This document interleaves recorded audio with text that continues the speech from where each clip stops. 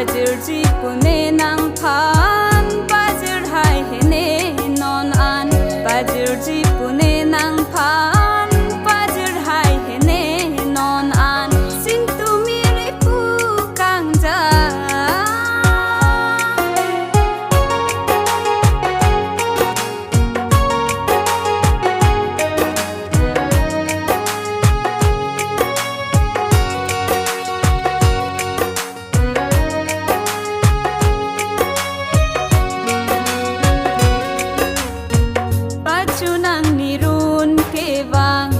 tang le le nang ni phan la li ni sing ve kang sam long chora lang den che man char nam ju ji pu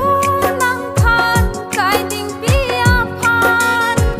nang le man te ne sang man sing reng me ji ne ko an nang le man te ne sang man sing reng me ji ne ko an sin tu mi ri pu kang ja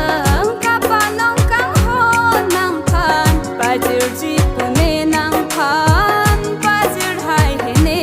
non an Bajirji pune nang phan Bajir hai hene non an Sin tu miri pu kang ja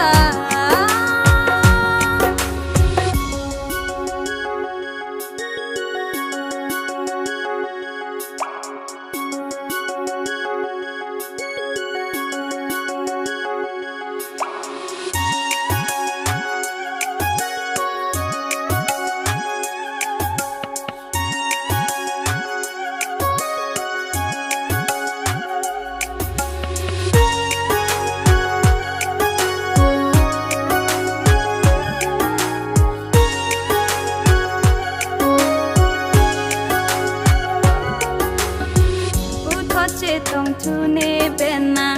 che thane chana